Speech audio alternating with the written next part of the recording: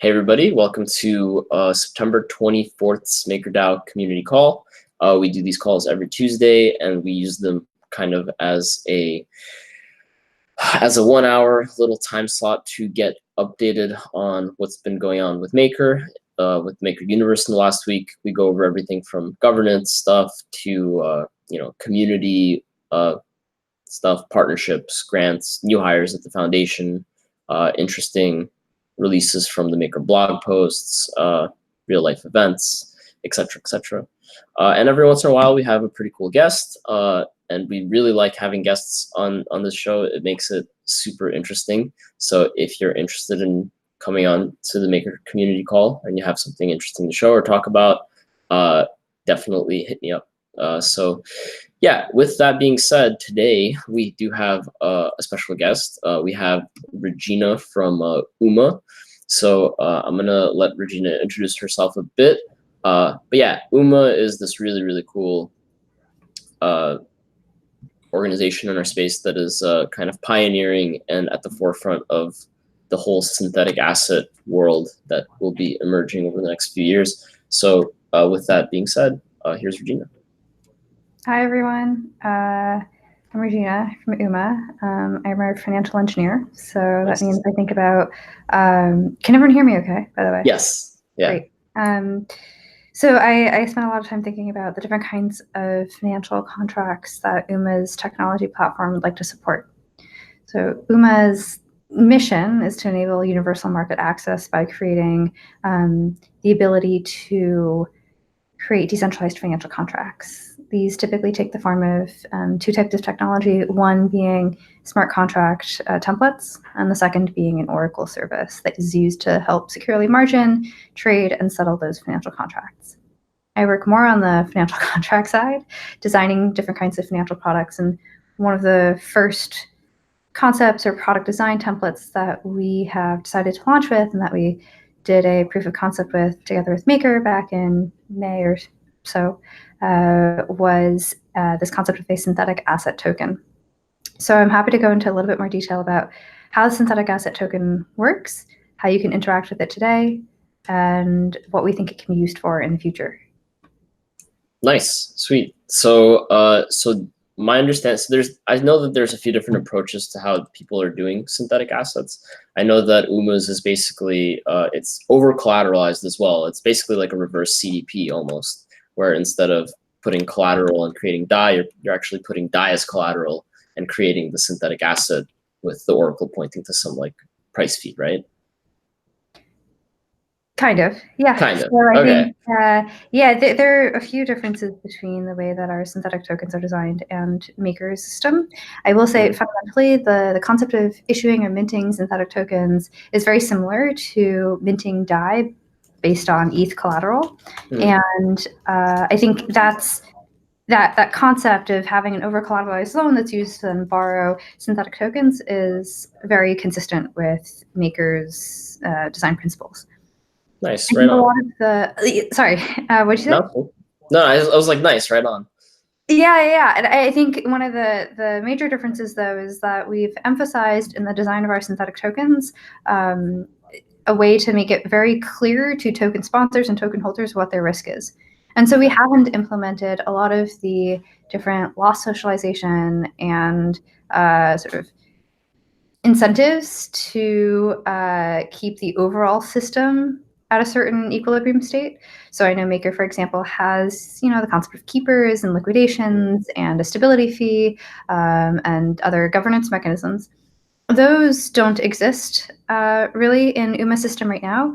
Our synthetic tokens are designed to be created by individual token sponsors and then managed by those individual token sponsors. So if you're someone who's creating a synthetic asset, your risk isn't shared by anyone else. So if you become under collateralized, that is entirely localized. That problem is entirely localized to you and the people who hold the tokens that you created. Right. Yeah, so that's interesting. I mean, I was going to ask these questions while you were walking through the actual token builder, but I mean, I might as well ask it right now. But so if you're issuing a synthetic token, and like I was playing around with the token builder a little bit before the call, and it's of one type and it has like one settlement date, do other people who create the same token type with the same settlement date, like, are those tokens fungible? And also, yeah, I guess maybe I'll leave it for that question first. So those tokens are not fungible. They're not, Someone right? created a token facility and created tokens backed by the collateral in there has risk that is entirely siloed from any other token facility. Got it. The main reason for that, I think, is because let's think of two token sponsors, Alice and Bob, and let's think about the tokens that they've created. So let's say they've used the same parameters, right? They use the same price speed, the same expiration date, the same over collateralization requirement. They've got all these very similar parameters. Under the hood, actually, in the token builder, what you're doing if you created two token facilities like that is you'd have two distinct smart contracts being deployed. And then those individual smart contracts have their own tokens that are minted from them. And so each token facility needs exactly those tokens to come back to close out that position. And that's good in our mind, because if Bob were to default, let's say someone held tokens that had been issued by Bob, but they're now fungible and redeemable for Alice's position. Then what you have is you have a situation where there might be too many token holders or too many tokens outstanding that can be redeemed for not enough collateral. Right. And begin to trade at a price that doesn't reflect the true amount of backing collateral that should be there for each token. But doesn't it create the problem of not being able to have like a liquid market? Like, wouldn't you basically need to like source somebody to take the opposite position for you even before creating the asset itself, unless you're just creating it for like yeah, I'm just trying to wrap my head around like the use cases of this in its current form. I think aggregating liquidity is one of the most common areas of work for system design. Oh yeah. And I think in this case, we've emphasized, particularly in the design of the synthetic tokens, we've emphasized allowing token sponsors and token holders to know what their risk is and to avoid having very complicated loss socialization mechanisms. And we've prioritized that over having lots of tokens be fungible. Another way that you can think about this is, one way to source liquidity is to have a very large single token sponsor create a token that everyone else wants. So that comes down, of course, to finding demand and sourcing demand for those tokens. But there are other ways that we can use institutional partners to help us source liquidity for particular types of tokens. I got it. So when you're issuing a synthetic token through this tool, what position are you as an issuer taking? Let's say that I were to create a token facility, right? Yeah. And then set the price feed to, let's say, the price of Bitcoin and Dai. What would then happen is I would set up this actually is a good opportunity to walk through the token builder together. Yeah, let's do it. I'll tell you exactly what your risk is in each step. Right. How do I? So there's a present now button on the bottom right. Okay. You should be able to have the option of presenting your screen or a particular window. Okay, great. Let me do that.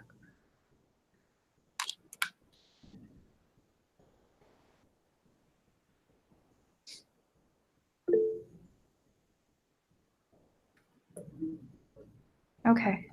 Nice. So let me know what you guys see. You guys see the token builder more? Yes, I could see the builder. Okay, awesome. So the URL for this, by the way, is tokenbuilder.umaproject.org, in case you want to follow along and make your own token facility. Everything is on Rinkeby testnet right now. So you'll need testnet ETH and testnet Dai to use the dApp, which I have already. And again, let's start from scratch and say that I'm opening a token facility. Then here I'm going to select a price index. I mentioned Bitcoin. So let's use the price of Bitcoin. It says that I have to have collateral in my token facility at least 115% of what the price of Bitcoin is. I'll do that. So yep. So yeah. So if let's say you're collateralizing that with like Dai, and for whatever reason the Dai oracles pick up that Dai's trading like below $1, and like you fall below the minimum collateralization requirement, What's the liquidation process, and how does it, like, is it similar to Makers, or like how does it work? So there are two questions wrapped in there. The first is about what happens when the price of Dai to USD falls below a certain amount. So the way that this synthetic token builder is designed, the amount of collateral required inside the facility should be equal to the number of dollars that are required, right? If we go back to that price feed, everything here is in dollars. The amount of dollars that's required multiplied by 1 Dai.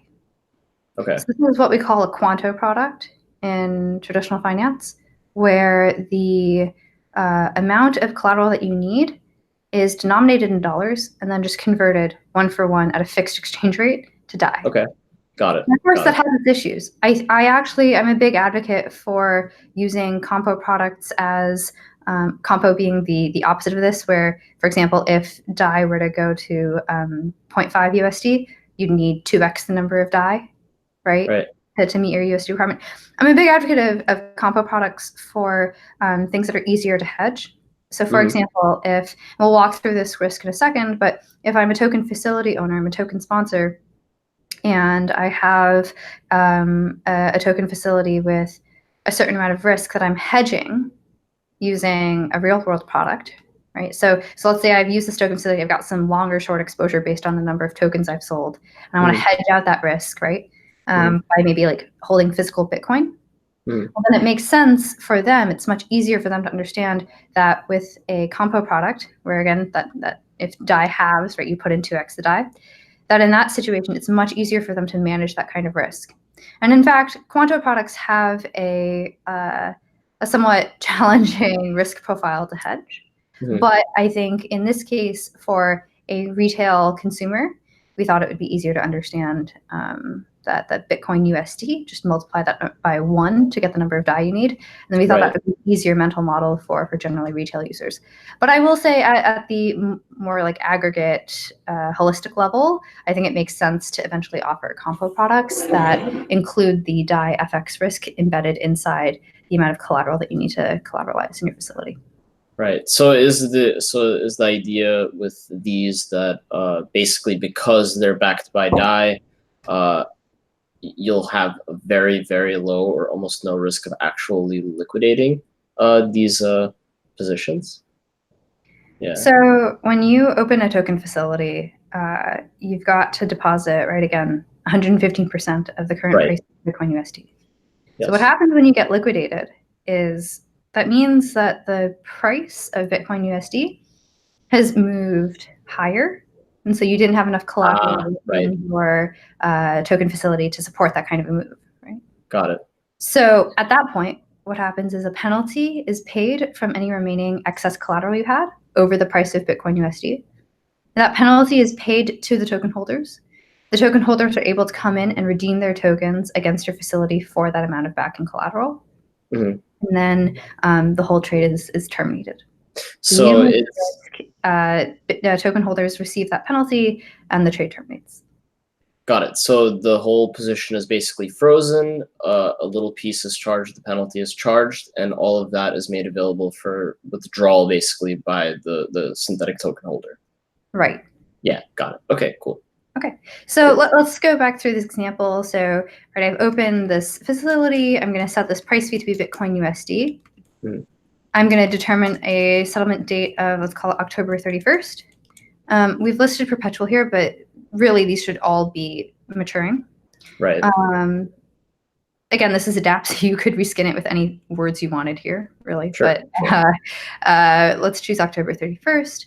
And so these are the terms of my facility, right? And again, this goes back to your point about whether or not tokens are fungible from different facilities.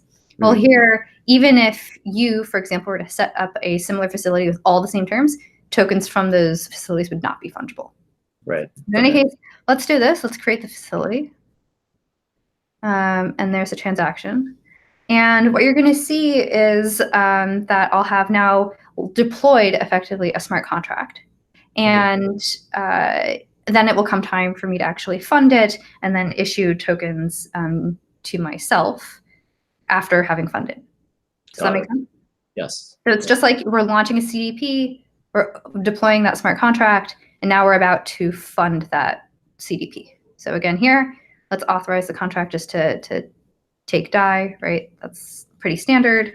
And we're about to go ahead and fund the token facility. So at this time, I've got no risk to Bitcoin, right? Because all I've done is I've deployed the smart contract and then put some Dai in it. Nothing right now, or I haven't yet put the Dai in it. But at this point, like I have no risk to Bitcoin USD. Yeah, you're just creating the facility for it. Exactly. Yeah. And then I'll show you once you've actually begun borrowing tokens, I'll say that's when you have the concept of risk to Bitcoin USD, although we'll see that the risk changes depending on how many tokens you own. So again, let's go back in here. Let's collateralize it with, in this case, I see that Bitcoin USD is 9,500 USD. So that means I should have 9,500 Dai to back one token, but I need at least 115% of that. So let's be super safe and let's put in 15,000 Dai and borrow one token. This DApp actually will do the work of calculating how many tokens you can borrow and stay within the collateralization ratio. So we'll do that calculation for you, but for this demo, let's just borrow one token and over collateralize it by a lot. And generally speaking, it's probably like not best practice to borrow the max right up front, right? Because a very small move in the price of Bitcoin can basically like cause you to be under collateralized. Yeah, that's exactly right. Yeah. And you see that very much with CDPs where you don't want to be right at the right. You want to give yourself some buffer with the liquidation price. The same concept applies here, by the way. You can back out the liquidation price of Bitcoin USD that would cause you to be liquidated, right? So in effect, by over collateralizing, you just move that liquidation price a bit higher and you give yourself more buffer room. Understood, yeah. Okay, great. So now I've actually gone through all the steps of creating the token facility, funding it, and borrowing one token from it. So now let's view my risk. And this is, I think, this gets back into the more details of what you were asking before in your question. Right. So I've got this token facility, and that token facility has one token that's been minted from it. So owning the token facility gives me short Bitcoin USD exposure because I'm short a token that is long Bitcoin USD. Right. But because I'm long that one token, I also have long Bitcoin USD exposure. So together, if you add up from both positions, I've got no risk to Bitcoin. Exactly. USD. Right. But if I were to go and sell this token to someone, right, then what I would do is I would have begun my exclusively short Bitcoin USD exposure at the time that I sold the Bitcoin token, synthetic token. Right on. Okay, that makes sense. So if you're creating a synthetic token, you're creating a risk neutral position, but the second you sell it, you are short of that token. Yeah, exactly. Yeah. So I'm thinking about like the general use of like something like this, right? Imagine some big keeper or market maker comes on and says, hey, you know, like I want a synthetic S&P 500 market, and I'm gonna create this market myself, and I'm gonna create kind of this one synthetic token through UMA, and it's gonna be one set, right, coming from one token facility, so people can trade it as if it was a fungible token, because it is like in its own facility, right? For them to do that, they'd be going short when they sold, right? And they would have to, and they'd have to. Oh, cool. Sorry. I'm trying to think through it. I'm trying to think through like what the implications would be for an issuer of somebody who wanted to create like a bigger market out of a synthetic asset through this tool, right? Yeah. So I think chasing down that line of thought, when you think back to that S&P token that we worked together with Maker on. Once you sold all the S&P tokens, you were short S&P. Yeah. So to hedge that risk, what you could do is you could go out and buy S&P futures. You could get long S&P by doing a fiat trade.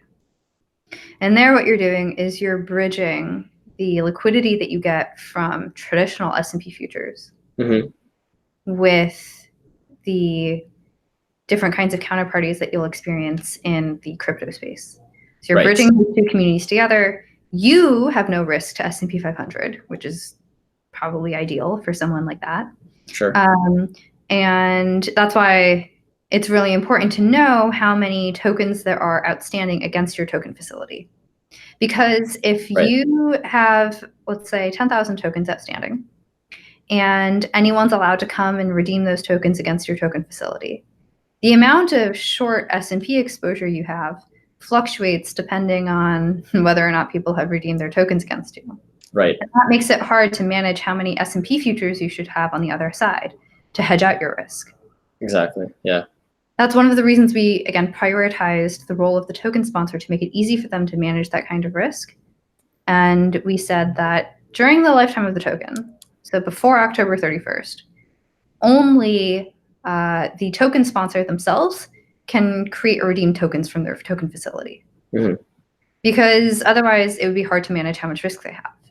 Right. But then after October 31st, no more collateral is moving inside the token facility, right? The token sponsor doesn't have to add or reduce the amount of collateral they have. Anyone that holds a token can now come in and redeem those tokens for the backing collateral in the facility. That makes sense. Yeah, Zach wrote it perfectly. Token facility creators seem similar to bookies who manage both sides of the line, set to be risk neutral based on their understanding of the odds or their hedging strategy, right? And then I'll say that's true insofar as they take on a fiat trader, otherwise hedge out their risk. If you're just an individual token facility creator and you eventually sell tokens to someone, you are short whatever the price feed is. It's only if you then go out and hedge it with separate trade will you be flat. Right. Okay. Cool. That makes sense. So I'll stop sharing now because I think that's the gist of the token builder, and then we'll go back to your agenda. Cool. So I'm looking through the questions that I had written beforehand. So I want to know a little bit more about like the oracles that the synthetic token builder is using. Like I read a little bit about the data verification mechanism, the white paper that you guys have, and I couldn't wrap my head around it in such a short time. So do you have like the explain it like I'm 20 version of your oracles? Sure.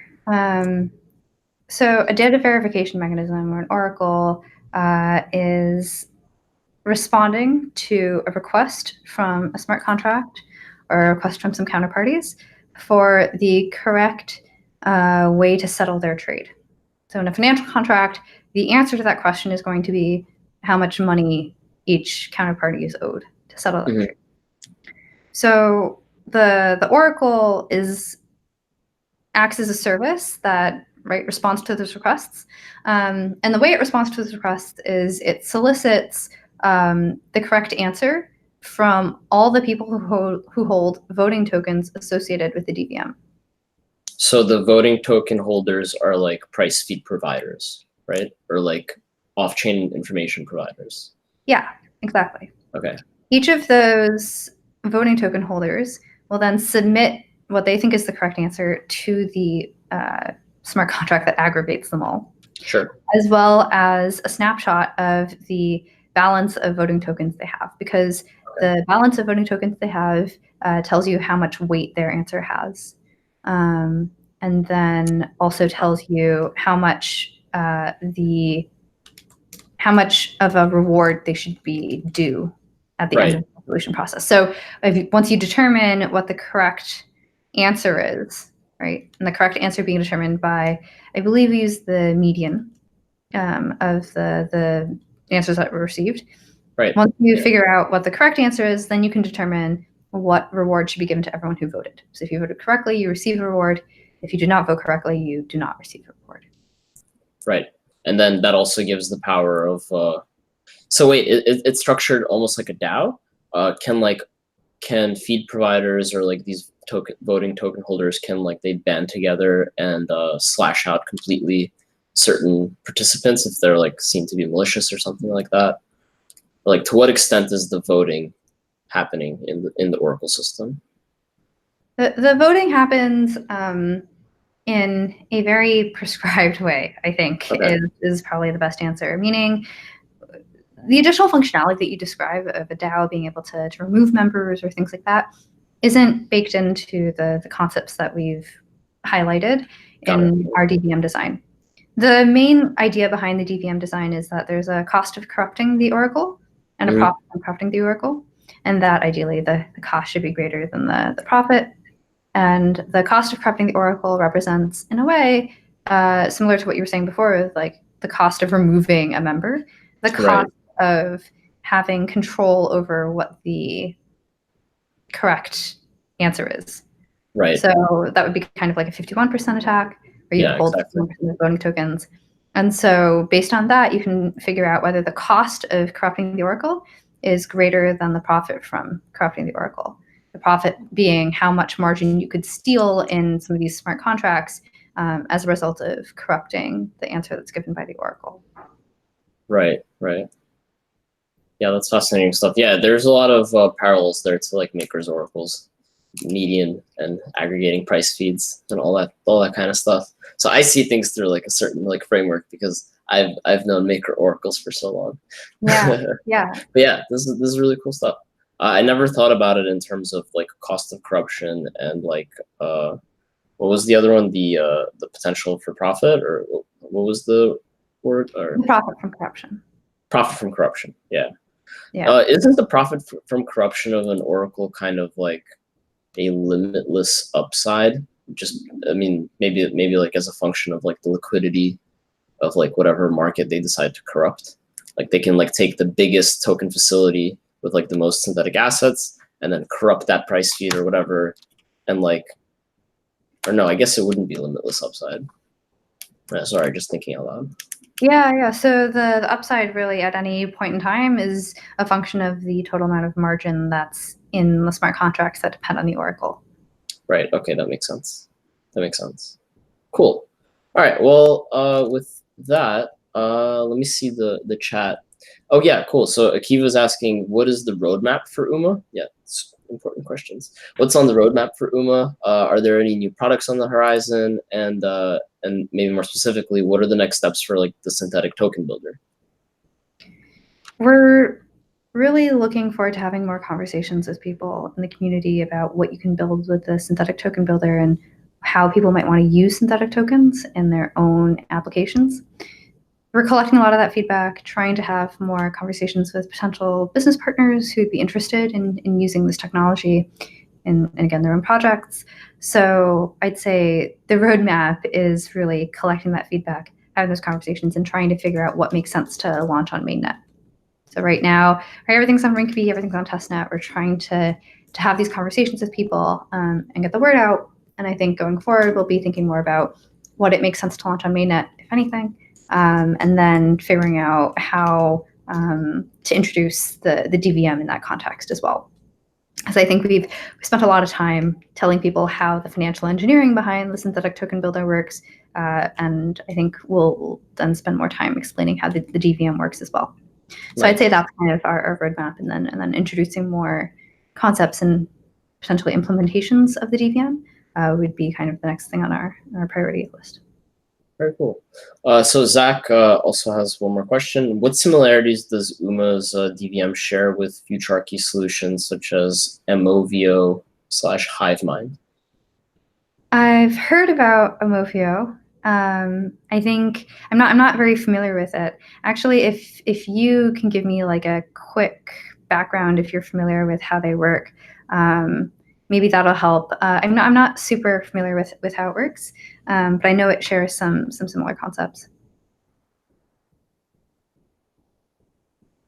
Or even Augur's design rights. By the way, Zach, if you have a mic, feel free to hop on.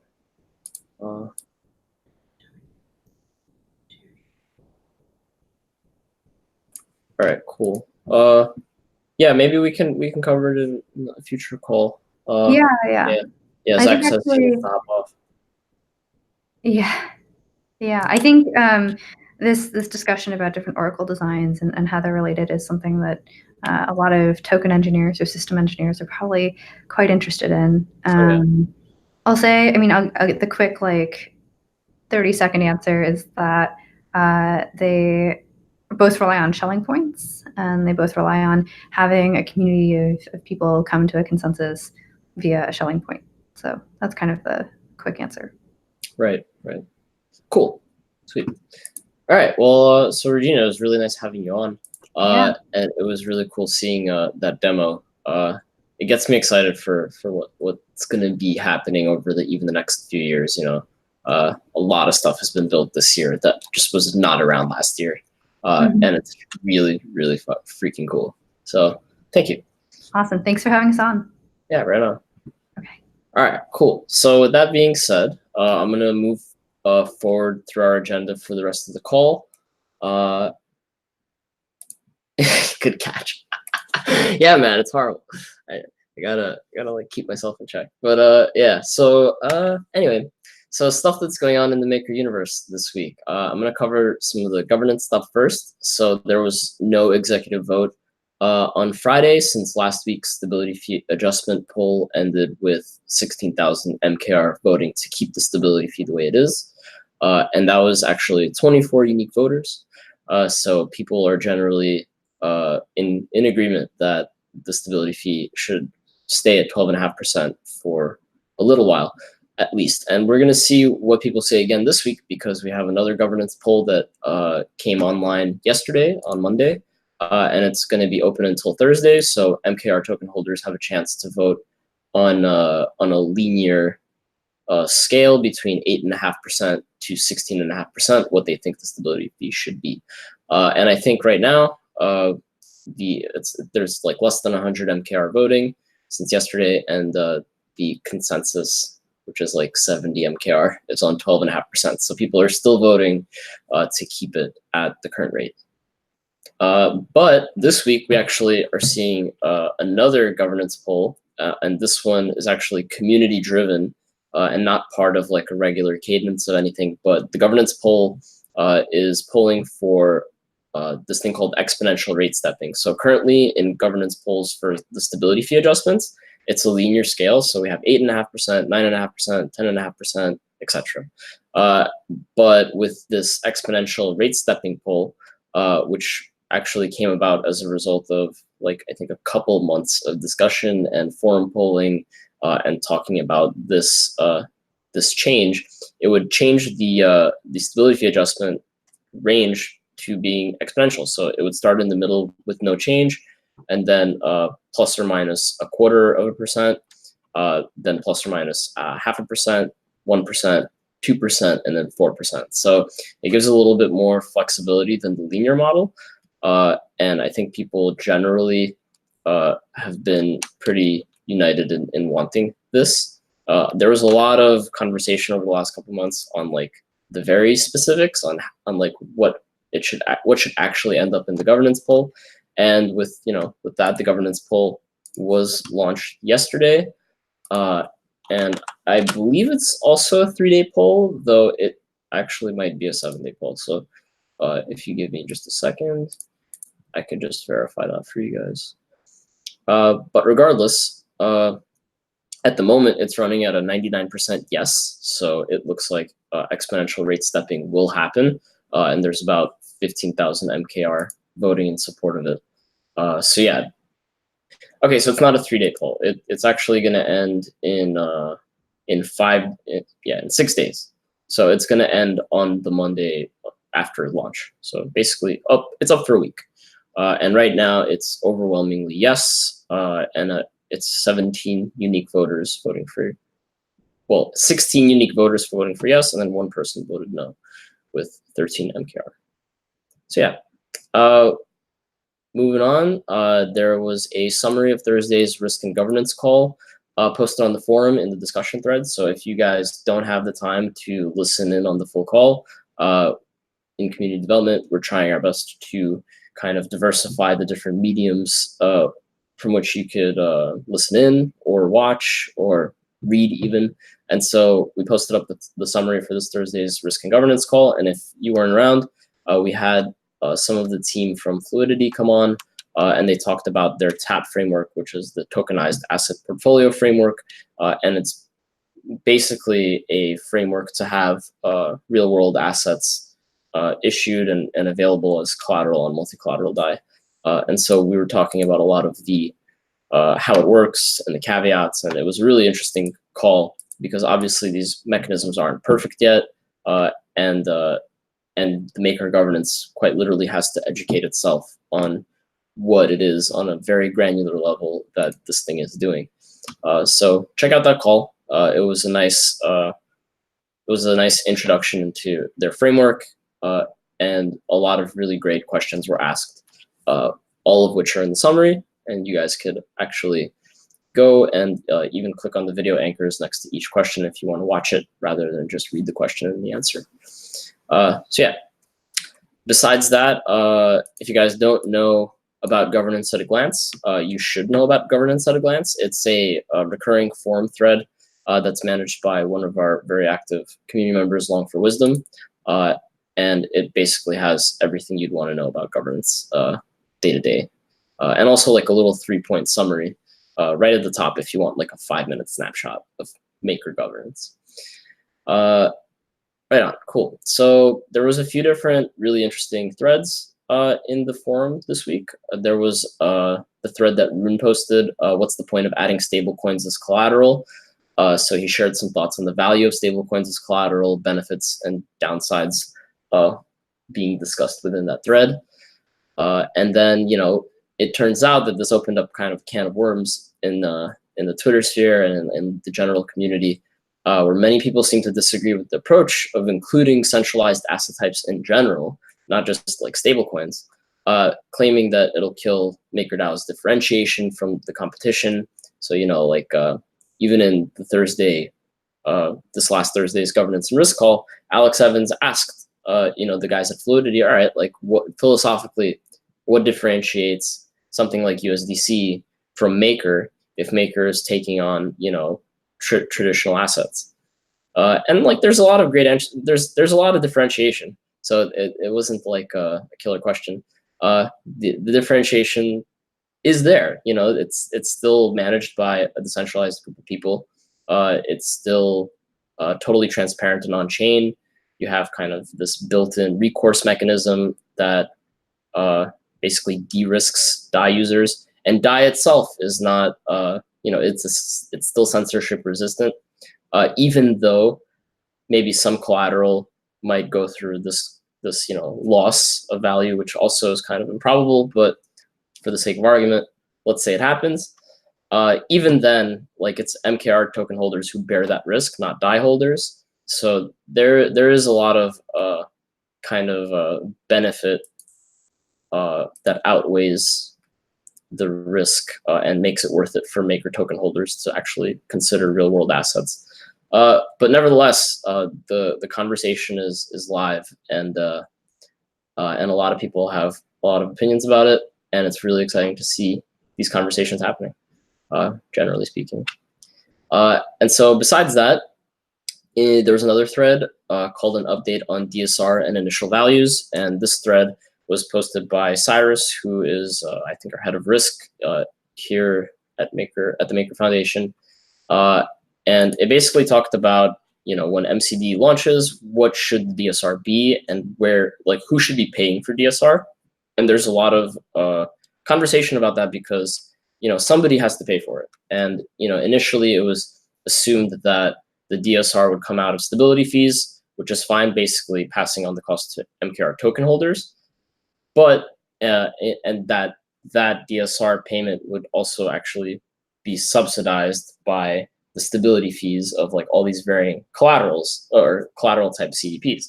So, but the problem is, how do you apply that modifying rate on top of the risk premium for all of these, CDP types? Are you pricing out CDPs with like very low rates? Do you just apply a blanket rate? And so there's all these open questions. And so there is a really interesting conversation going. And actually, my favorite interesting suggestion from that thread is actually to apply a DSR modifier proportionally to each collateral package based on its risk premium. So the riskier the asset, the more of a payment towards DSR it would basically make. Which also there's trade-offs to that approach, but I thought it was a really interesting suggestion for how we should manage this thing. And so yeah, go read about that if you're interested. There's a signal request thread actually happening right now. So this topic has come up over the last few months in Maker governance about whether we should increase the single collateral Dai debt ceiling. At the moment, it's at 100 million. I think earlier this year, maybe 3 or 4 months ago, we were, we got up as high as I think 95 or 96 million Dai in circulation. So we were like right at the debt ceiling at one point. But since then, we basically had to, Dai was trading below the peg, and we had to reduce the Dai supply and increase the cost of capital and increase the stability fee. And so we saw the total Dai supply kind of shrink back down to like the 75 million level. And recently it's gone back up to, I think currently it's like at around 86 or 87 million Dai in circulation. So we're pretty close to the debt ceiling, and in single collateral Dai, it does actually carry like this risk that it wouldn't carry if there were like multiple CDPs and multiple debt ceilings. But since there's only one debt ceiling, it's actually not a very good idea to like hit it and stay there. We should increase it. And so there is a signal request about this very topic. So if you are an MKR token holder and you have opinions about the debt ceiling, yeah, go make your voice heard. So, all right, that's about it for governance. For partnerships, integrations, grants, there was a few things that happened this week. WikiLeaks shop accepts Dai as payment, which is pretty cool. They were accepting Bitcoin and Ether as well. There was also, I saw a Medium post titled "Making a Multi-Chain Dai, Maker and Loom Network to Build Dai Gateways to Tron, Binance, and Other Chains." And then there was like an alternative article from CoinDesk. It looked pretty official. So apparently Maker will be the first third-party project to use Loom's cross-chain gateways. They don't exist yet, from what I understand, and we're excited they want to work with us when they complete building these bridges, and we'll see what happens with this. It might be pretty cool if they succeed.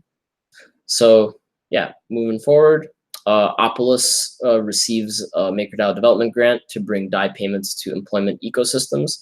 And Opolis is, if I'm not mistaken, it's a really cool resource for people who are freelancing as developers, specifically in the crypto space. But yeah, it kind of gives you the tools you need to be able to do that easily to help find gigs. Yeah, all the basics of like what you need as a freelancer. I think I might be selling it short though. I think it's more than that. But I gotta spend more time reading. That's what I gotta do. And then the last thing I saw this week in terms of partnerships, integrations, and grants was a website called WeShopWithCrypto.com. And they now accept payment as Dai, and that they have a built-in escrow system. You could set up your own store. It's like similar to like a eBay or Amazon type thing. There's 80 store categories, and like yeah, it's a retailer store. So if you want to see stuff get sold in Dai, you can sell your stuff in Dai on that website. So that's pretty cool. And so moving forward from the Maker blog, we saw something really cool. So we released a guide on how to upgrade to multi-collateral Dai from single collateral Dai. And it actually covers a bunch of different user types, everybody from like the individual Dai holder to CDP holders, keepers, market makers, lending protocols, DEXs, how wallets should deal with this. Basically, you name it, every single scenario, we've created a guide for how you guys should upgrade to multi-collateral Dai when it happens. So yeah. We'll move forward into highlights from the community. And by the way, feel free to interrupt me at any time. Some highlights from the community. There was a gentleman who launched a a free Android and iOS app to help Ethereum users visualize their DeFi activity in one place. There's no sign-up required, only paste your Ethereum address or .eth name, and it's called My DeFi. So that's pretty cool. It comes as an app on your iPhone, and yeah, no sign-up required. I really respect people that do that. That is nice. It should be the standard. But anyway, notable Reddit threads. And actually, I got to change this. So it's not just Reddit threads anymore. It's threads in general, because ever since we launched our forum.makerdao.com, a big portion of the community shifted from Reddit and other sites to the forum. And so we're seeing a lot of like more thoughtful, like high quality threads in the forum rather than Reddit, like we were used to. So it looks like the landscape of where content lives has been changing with the introduction of our forum, which is really great. It gives us a lot more flexibility, and I like it. So notable threads. Rune actually posted this 7 hours ago from the time of this call. So and actually in response to a lot of the conversation that's happening right now around using centralized and regulated collateral in MakerDAO. So he wrote a post called Purity Dai, and it's a potential solution to real-world collateral controversy. And it goes into a little bit about what it would be to have a pure Dai that's only backed by Ether and not contaminated by real-world collateral. So yeah, I haven't read it in depth. I read it a little bit, but nevertheless, it's cool to see Rune participating in the greater conversation that's being had in the community. Another notable thread, including non-trustless assets in MCD, a hidden fatal flaw in Maker's roadmap, ? So this was actually a thread, I think, on ETH Finance. And there was a lot of conversation had in that thread. And I actually also linked a notable comment from Rune where he rebuts kind of point by point some of the arguments that OP was making. So definitely a good read if you want like a synopsis of like the controversy. Controversy, I say with like quotes, because it's not really a controversy, it's just a conversation, right? We're figuring this out at the same time that everybody is. So the best kind of ideas win, hopefully. And then the last thread that I highlighted was a thread called Negative Interest Rates. And this was on Maker's Reddit. And it had some interesting comments in it. But the thread is basically this, that it's a purely theoretical thought experiment with some countries having negative interest rates. I wonder, is there any situation in which the Maker system would function with negative interest rates? And negative interest rates have been talked about in our community several times over the last few years. We've found out, we know that they are technically definitely possible to do. But in what scenarios you would want them, for how much time, and what their consequences are, have been a big topic of discussion in our community over the last few years. So yeah, read up on that thread if you want some people's thoughts. Actually, it would probably be good of me to dig into older conversations and older threads about the same topic and kind of get like a state of thought around negative interest rates in Maker. That would be a good article for somebody to write, actually. But yeah, so that's about it for highlights from the community.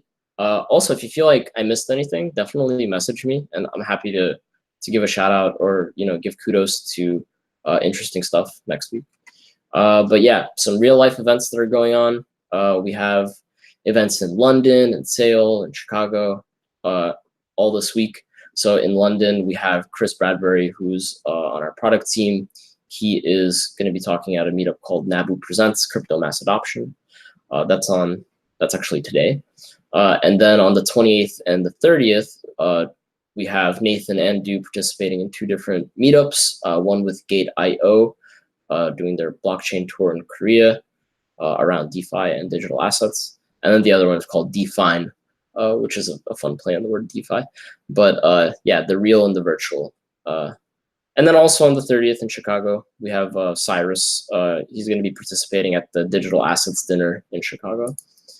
And that's it for the stuff that's going on this week. And then the bigger event that we're going to be participating in as an organization, the foundation itself. We're going to be at Osaka for DevCon. And so we are phase 1 sponsors, and the booth will be there on the first and second day. So if you're going to be coming to Osaka for DevCon, come say hi. I'm probably going to be there. Rich is going to be there.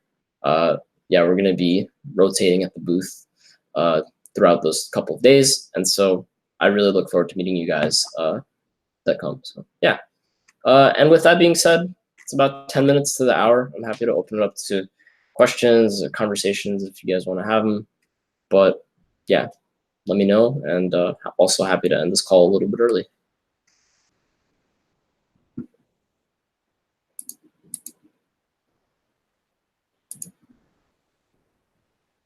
All right, right on. Well, thank you guys for coming as usual. I hope you guys found this valuable. And like I said, well, no, have a good week. That's about it. Yeah. I hope everything is great. Take care.